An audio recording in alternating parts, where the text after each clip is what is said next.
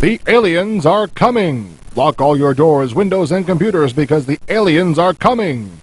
That phrase may have been used in fictional radio broadcasts or as an April Fool's joke, but in the year 2019, the attack does occur on Earth. A gigantic shockwave of alien ships approach the world and plan to take it over. But wait, if you stop the oncoming barrage of ships, maybe humanity has a chance. You have to save them in Shockwave, a new 3DO experience from Electronic Arts.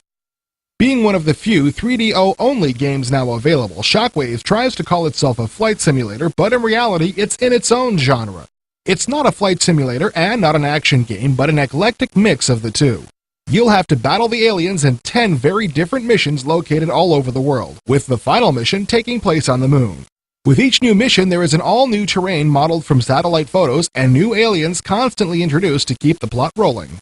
Electronic Arts is giving us a preview of the full-motion video technique they'll be using in Wing Commander 3, where they blend live actors with 3D backgrounds. The acting is fairly good for a computer game, but I still kept thinking that these folks were rather out of touch with their characters. The full-motion video in Shockwave is the best yet on 3DO, but the real technical star of this title is the excellent Dolby surround sound. On board the F-177 fighter, you will meet ICE, the intelligent combat engine. ICE explains the mission goals as well as providing hints and tips. The F-177 packs a rather light arsenal of laser guns along with missiles. In the middle of the cockpit, there's a video display screen which acts as a radar or as a communications screen when the mothership is contacting you. While in flight, you will often run out of fuel and weapons, so there are conveniently placed refueling droids to immediately boost the ship's power and reload weapons. When in the air, the controls are dead easy to learn. Use the directional pad to move the ship and the buttons to fire weapons and use afterburners. There are no complicated key combinations like Super Wing Commander.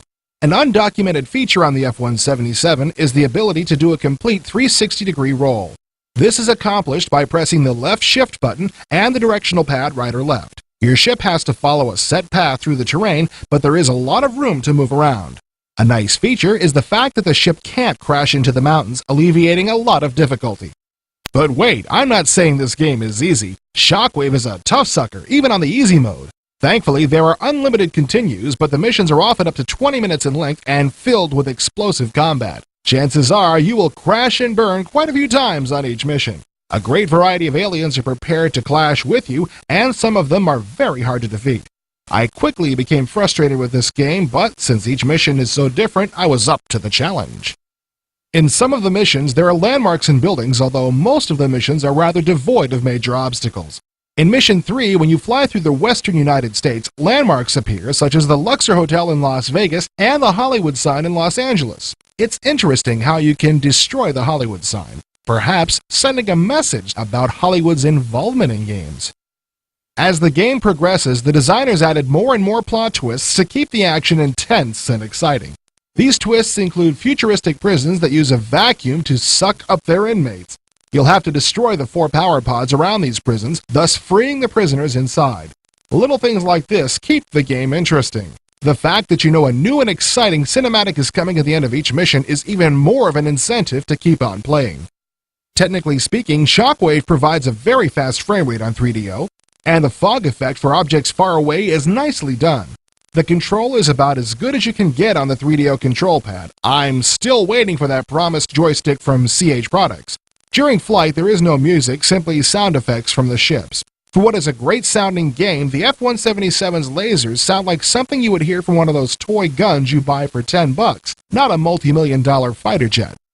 When all is said and done, Shockwave is one of the best 3DO titles yet, but that's not saying a lot.